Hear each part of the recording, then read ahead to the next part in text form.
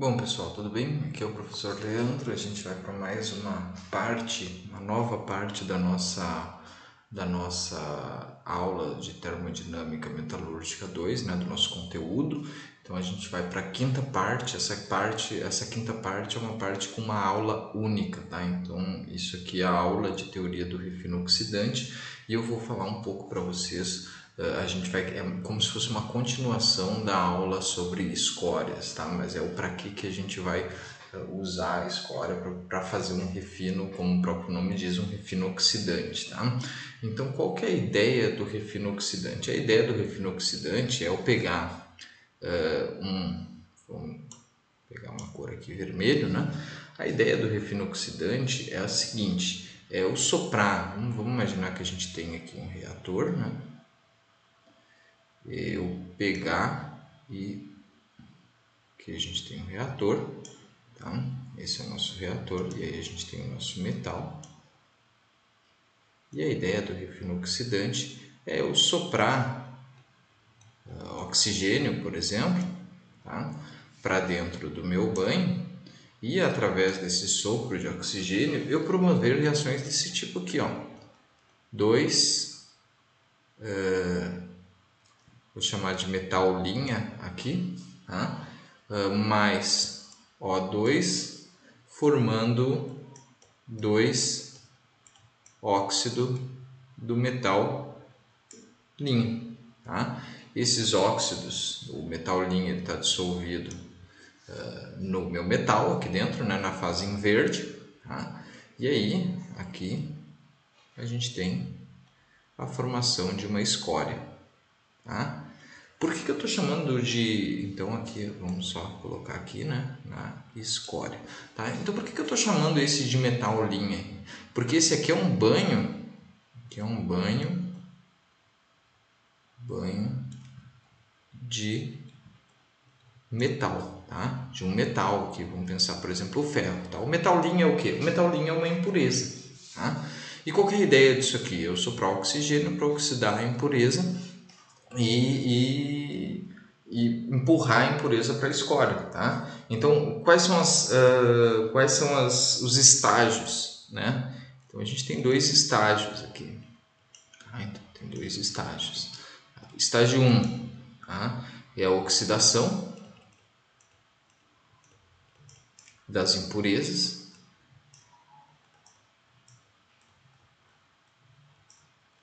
E o estágio 2 é a separação dos óxidos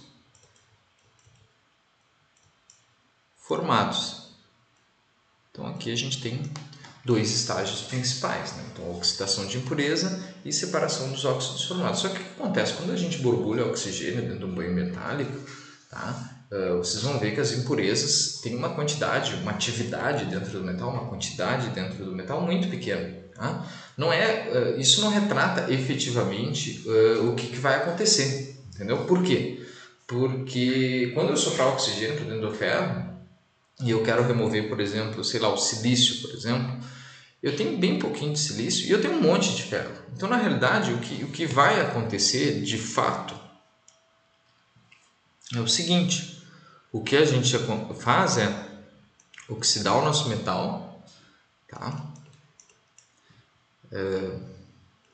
Com oxigênio do ar, né? Soprado, produzindo o óxido do nosso metal, que vai para a escória, tá?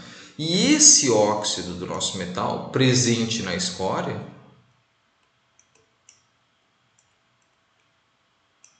vai dissociar, retornando para o banho metálico e gerando 2 oxigênio. E esse oxigênio que vai ficar dissolvido no banho, esse oxigênio do banho vai reagir com a minha impureza, produzindo assim o meu óxido da minha impureza, que aí sim vai parar na escória, tá? E aí, se a gente somar essas reações todas, a gente vai chegar somando essas duas reações aqui, né? Essa reação 1 e a reação 2, tá? Se a gente somar essas duas reações, a gente vai chegar, desculpa, somando a reação 1 e a reação 2. A gente vai chegar na seguinte equação, né? Então, a gente tem a soma dessas reações, a gente chega na seguinte equação. A gente tem o nosso metal oxidado, tá? O metal que me interessa, que eu quero obter oxidado na escória, tá? Mais o nosso metal impureza, tá? E ele vai resultar na impureza, no óxido da impureza, né? Que vai para a escória, e mais o meu metal que retorna para o banho. Então a impureza está dissolvida no banho e o meu metal, que é o que eu estou refinando, está na escória. E ele vai para a escória, ele retorna, ele sai da escória, volta para o banho metálico, aqui, né? Sai da escória, o meu metal sai da escória, volta para o banho metálico, enquanto o meu metal impureza sai do banho metálico e vai para a escória, tá? Isso é o nosso refino oxidante, tá? Então ele depende da, por exemplo, tem duas coisas que ele depende. A primeira coisa é a quantidade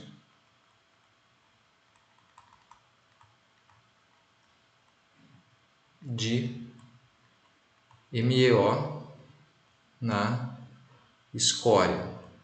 Então, vamos pensar no caso do ferro. Quanto mais FeO eu tiver na escória, mais fácil vai ser de eu fazer refino oxidante, tá? Por quê? Porque eu aumento a concentração desse reagente aqui, eu desloco o equilíbrio para cá, né? Então, mais fácil de fazer o refino oxidante, tá?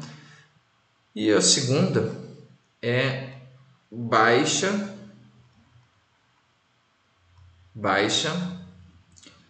concentração do Me' O na escória. Então, olha só, se eu baixar a concentração desse cara aqui, ó, esse cara aqui, ele tem que ter uma baixa concentração na escória, tá? Porque tendo uma baixa concentração, eu puxo ainda mais o equilíbrio para cá, tá? Então, como que eu posso fazer essa baixa concentração? Bom, eu posso, por exemplo, remover a escória periodicamente, assim eu baixo a concentração dele, entendeu? Então, é disso que depende o nosso refino oxidante, tá? Ele depende de uma alta concentração do metal que eu quero refinar na escória, do óxido do metal que eu quero refinar da escória, e uma baixa concentração do metal que eu quero remover da escória, na escória, desculpa. Então eu tenho que ter baixa quantidade. Vamos pensar aqui num sistema do ferro com o silício, por exemplo. Se eu tenho que ter uma alta quantidade de óxido de ferro na escória e uma baixa quantidade de sílica. Bom, aí vocês veem meu cachorro participando da aula. Bom, pessoal, separado o conflito canino ali, eu tive que fazer um corte aqui, né? Coisas da pandemia, né? A gente acaba gravando em casa e isso acaba implicando em alguns problemas, né? Mas o que eu vinha dizendo, tá? Quanto maior a concentração do metal, do óxido do meu metal que eu quero refinar na escória, e menor a concentração do metal que eu quero remover do banho na escória, melhor vai ser o meu poder de remoção dos óxidos, tá? do metal das impurezas, no caso, né? Então a gente começa a também entender que, se vocês forem notar pelas reações mais fracionadas, tá? A capacidade da escória em doar, porque essa reação aqui, ó, essa reação 1 aqui, tá? É uma reação que eu estou tendo a doação de oxigênio. Olha, eu vou pegar até uma outra cor aqui para frisar, tá? Então aqui eu tenho a doação do oxigênio da escória para o banho. Vocês estão vendo aqui? Oxigênio da escória para o banho. E na aula passada, que a gente viu, nas aulas passadas, que a gente viu o comportamento da escória, a gente viu que escórias com alta basicidade, tá, com bastante percentual grande de quebradores de retículo, tá, elas têm uma capacidade muito grande de doar oxigênio. Então, no caso específico, quando a gente está fazendo o refino por oxidação, né, refino oxidante, oxidando impurezas, é importante que a gente faça a manutenção de uma alta basicidade na nossa escória, tá? E dessa forma a gente consegue remover a impureza, tá? Então eu preciso de alta concentração do metal que eu quero refinar e uma elevada basicidade na escória para que eu consiga continuar oxidando a escória, né? Oxidando, desculpa, a impureza do banho e empurrando essas impurezas para a escória, tá? Depois que o refino acontece, né? Em geral a gente tem que fazer uma etapa de desoxidação, porque a gente não quer, lembra? A gente não quer esse oxigênio dentro do meu metal. A gente está falando aqui especialmente do ferro, tá? A gente não quer oxigênio nesse metal, tá? Então a gente pode fazer isso de duas maneiras, tá? A gente pode usar escórias redutoras, aí mudar um pouco a configuração das escórias, né?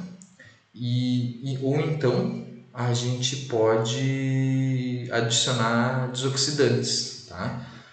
Como por exemplo alumínio, manganês e silício, eles têm uma forte afinidade com oxigênio, eles saem removendo o oxigênio do banho com um elevado potencial, tá bom?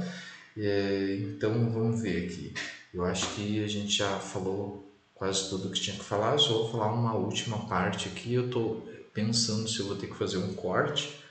Aí eu vou fazer uma pausa aqui e entender o que eu vou escrever. Se for ocupar muito espaço, eu vou ter que fazer um corte. Mas aqui a gente chegou na parte da desoxidação e eu vou falar um pouco de como transformar a escória que estava oxidante lá. Depois que a gente removeu todas essas impurezas, conforme eu descrevi aqui para vocês, a gente vai falar como que muda essa escória de oxidante para redutora, para a gente cessar esse processo de cedência de oxigênio para o meu metal e aí começar a preparar o meu metal já para o vazamento. Então, vamos falar um pouco da transformação de uma escória oxidante para uma escória redutora. Então, tem algumas opções para fazer isso, né? Então, a primeira opção é mudar totalmente a escória, remover a escória do lugar, eventualmente até troca de forno, né? No caso, quando a gente sai do forno panela para um conversor, tá? De um conversor para uma panela, né? No caso do aço, a gente acaba mudando totalmente a escória, tá? Ou então, o que a gente pode fazer é adicionar o CaC2, ou o nosso carbureto de cálcio. Por quê? Porque ele vai reagir com 3FeO, produzindo um CaO mais 2CO2 que vão borbulhar, né? Vai borbulhar porque é um gás, desculpa, 2 COs, tá? Mais 3 ferro. O ferro volta para o metal, o CO2 sai na forma de gás, né? E o nosso CaO vai ficar na escória, tá? Se a gente está trabalhando, por exemplo, com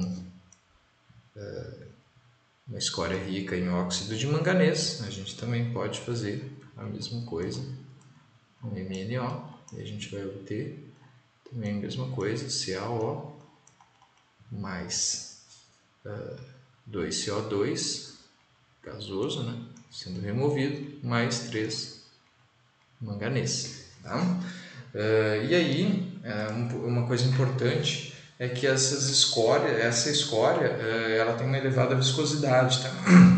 Então ela pode causar espumação, tá? Escórias com elevada viscosidade podem causar espumação nesse processo de geração desses gases. Tá?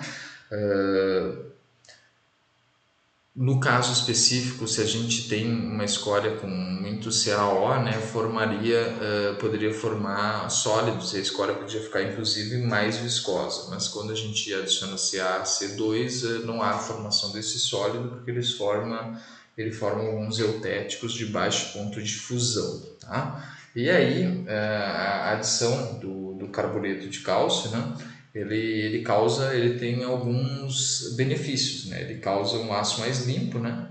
Porque ao invés de eu remover através da oxidação lá com alumínio, manganese, silício, eu utilizo um material que já vai direto para a escória, tá? Então eu não contamino meu aço com alumínio, não produzo inclusões de alumina, por exemplo, tá? E ele melhora a absorção de inclusões, tá? Então ele diminui o entupimento dos veios de levantamento contínuo para o processo seguinte, né? Quando a gente está falando do ferro, né? Aqui eu estou falando da produção de aço, né? Então ele reduz o consumo de energia e eletrodo lá na produção do aço no forno elétrico a arco, né? Ele reduz o ruído devido à espuma que cobre o arco elétrico, né? Então aquela formação de espumação diminui o ruído, que é uma situação ruim numa empresa, né, numa planta, porque é mais EPI que tu tem que gastar, é mais cuidado, porque tu não pode deixar as pessoas trabalhando no ruído o dia todo, né, e tu aumenta a recuperação de ferro e manganês, como vocês estão vendo nas reações ali, tá?